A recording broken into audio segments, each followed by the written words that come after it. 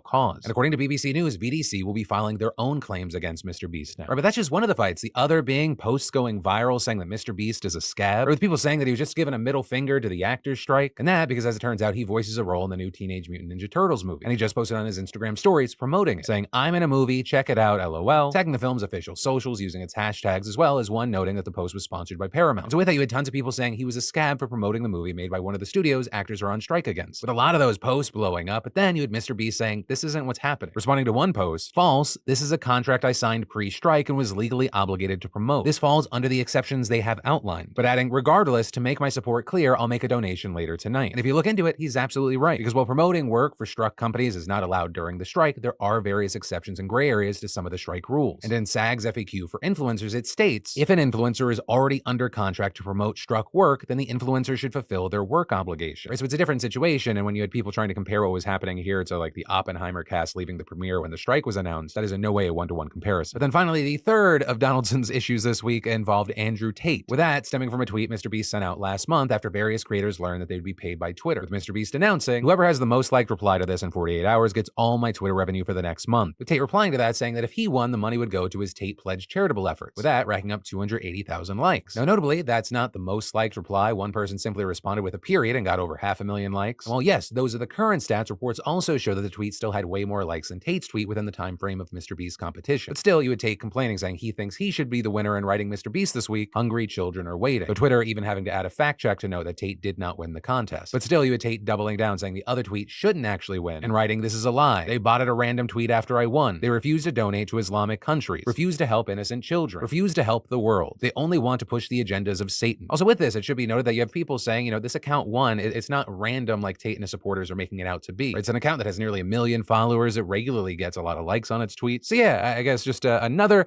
average day for the most popular YouTuber in the world. Heavy is the head that wears the crown. And then Lizzo is denying the allegations 3 of her former dancers recently levied against her in a lawsuit. But yesterday we talked about how they accused her of body shaming, creating a hostile work environment, sexual harassment, and way more, with some of the details just being jaw-dropping. But in a social media post this morning, Lizzo called these claims false and outrageous, saying it's disappointing that her work ethic and morals are being called into question, and writing, "These sensationalized stories are coming from former employees who have already publicly admitted that they were told their behavior on tour was inappropriate and unprofessional," adding that she takes her job seriously, which means she has high standards, and "Sometimes I have to make hard decisions, but it's never my intention to make anyone feel uncomfortable or like they aren't valued as an important part of the team." But also adding, while she doesn't want to be looked at as the victim in this situation, she also doesn't want to be painted as the villain, saying she's always been open about expressing herself, including her sexuality, but will not allow people to weaponize that against her and turn that openness into something that it's not. Writing, "There is nothing I take more seriously than the respect we deserve as women in the world. I know what it feels like to be body shamed on a daily basis and would absolutely never criticize or terminate an employee because of their weight." And in response to this, we've seen a lot of love, but also a lot of anger, with some of that anger being connected to multiple news outlets citing Marty Singer as her lawyer, with Singer's previous clients including men who have been accused of sexual misconduct like Bill Cosby and producer and director Brett Ratner. While the Los Angeles Times noted that he's had other celebrity clients free of Me Too allegations like Scarlett Johansson, a number of people think that hiring him is just a very bad look and it actually makes Lizzo look guilty. Though again, at the same time, if you look on her Instagram post, there's a lot of support there, with one person writing, "I've known many people and other artists who have worked with and for you, and I've never heard anyone say anything but fantastic things about the energy and working environment they experienced. I'm hoping and praying all of this clears up soon." Some writing, "They're mad they were fired and trying to get money. Couldn't be more obvious. You'll be fine." But for now, we're gonna have to wait to see what comes from this legal battle, though in the meantime, the court of public opinion moves forward. Which is why, again, now that Lizzo has responded, I pass the question off to you. What are your thoughts here? And then some grandmas out there are just built different. One of those grandmas is 87-year-old Marjorie Perkins, because she's in the news because one day she woke up in her Brunswick, Maine home at 2 in the morning to find a teenage boy wearing neither pants nor a shirt standing over her bed. And she recognizes him as the kid who once mowed her lawn 10 years ago, and maybe he's like 17 years old now. But this time, in the dead of night, he's looking to do more than just cut her grass. He allegedly says he's going to cut her. With Granny Perkins saying, "I thought to myself, if he's going to cut, then I'm going to kick." And so she starts putting on some kicking shoes, and this little twerp starts wailing on her. They're reportedly grabbing a nearby chair to block his attacks, also trying to yell out the window for help, but in the dead of night, no one hears her. Meanwhile, the boy is pushing and punching her, even leaving a bruise on her forehead. But she's returning fire. She kicks him, and eventually she says he gets tired, and he ends up retreating to the kitchen, and that's when she sees his apparent entry point, a window where the AC unit had been, but was moved out of the way, with his clothes and a knife piled up next to it. And so she follows him into the kitchen, and at this point, she realizes, I gotta calm this situation down. She reportedly tells him he needs to get out, that he needs to get help, but then then she says that he said he was awfully hungry and hadn't had anything to eat for quite a while. And so she says, well, here's a box of peanut butter and honey crackers. You can have that whole box. And gave him 2 containers of Ensure and gave him 2 tangerines. And so then, while Fucko's munching away on some late night snacks, Marjorie goes and picks up a rotary phone, like an actual rotary phone. And she,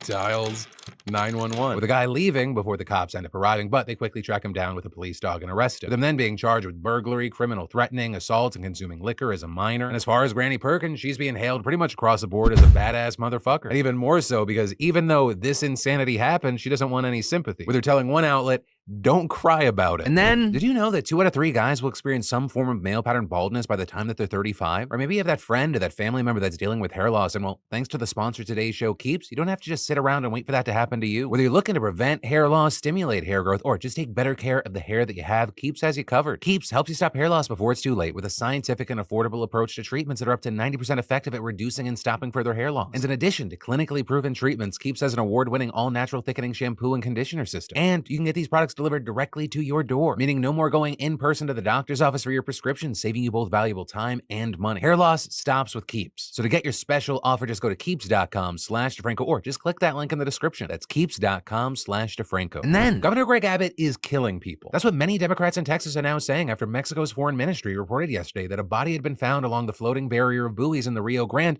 deployed to prevent migrants from entering the United States. With the foreign ministry saying in a statement that the cause of death and nationality of the individual are unknown. And according to the director of the Texas Department of Public Safety, preliminary information suggests this individual drowned upstream from the marine barrier and floated into the buoys. Also, a spokesman for the department saying that the body was found on the side of the barrier that's within Mexico's borders and that Mexican officials have recovered it. And this news is a big deal because it marked the first time a death had been reported along the barrier. And the reason I said marked and not marks is that just hours after the first body was found, Mexican officials reported a second body was found in the river about 3 miles from the first one. And like the first body, as of recording, officials have not yet publicly identified the cause of death, with the Mexican foreign ministry saying, "We reiterate the position of the government of Mexico that the placement of chained buoys by Texas authorities is a violation of our sovereignty. We express our concern about the impact of the human rights and personal safety of migrants of these state policies, which run counter to the close collaboration between our country and the United States federal government." And all this coming as Abbott's new buoy barrier has been the subject of widespread controversy and criticism, with many alleging that not only is this tactic inhumane, but it's also illegal on multiple fronts. And in addition to Mexico's repeated claims about violations of sovereignty and treaties, Abbott's buoys have also now become the subject of a lawsuit from the U.S. federal government, which we talked about last week. But still, Abbott has continually refused to remove the buoys. And it currently seems that he's unlikely to do anything unless he's literally ordered to, and even then, he's probably going to fight that decision. And then, there's a massive shakeup happening in Wisconsin right now that could totally change the entire state. Because yesterday, a group of liberal organizations filed a lawsuit asking the Wisconsin Supreme Court to throw out the state's GOP-drawn legislative maps and create new ones for 2024. And the timing of all this is incredibly significant, because it comes just one day after the state Supreme Court of this battleground state officially flipped from a conservative majority to a liberal majority for the first time in 15 years. And that thanks to the swearing in of Justice Janet Protasewicz, who repeatedly argued during her campaign that the Republican maps were rigged and should be reviewed by the state Supreme Court. And the reason this is so massive is that if the liberal groups win their case, not only would the map get redrawn, but every single seat in both the state assembly and Senate would be required to have elections in 2024. And that includes Senate seats that were not supposed to be up for re-election next year. Now, notably, the lawsuit does not challenge congressional maps, just the districts that determine the state legislature, but it would totally reshape Wisconsin politics as we know it. Because for more than a decade, Republicans have had an insanely powerful majority in both the Wisconsin State Assembly and Senate, thanks to former Republican Governor Scott Walker. He drew maps that strongly favored his party. And since then, Wisconsin has made what many describe as some of the most aggressively drawn partisan gerrymanders in the country. Like, for example, in 2018, even though Democrats won every statewide race and more than half of the statewide legislative vote, Republicans still won 63 of the 99 state assembly districts. So it was clearly a ridiculous map, but the crazy thing is that it got even worse after it was redrawn following the 2020 census, with the Republican legislature, which again had such a big majority because of its own gerrymandering, approving a new map that was very similar to their previous one, but skewed even more in the favor of their party. Now, that map was vetoed by the state's Democratic governor, Tony Evers, which sent the matter to the then conservative Wisconsin Supreme Court. And although the justices initially chose a new version of the map that Evers had submitted, the conservative U.S. Supreme Court tossed the Democrats' map in an unsigned opinion. So the Wisconsin Supreme Court just adopted the Republican map that Evers had previously vetoed, which, how odd, for some unknown reason, the U.S. Supreme Court was totally fine with. And by unknown,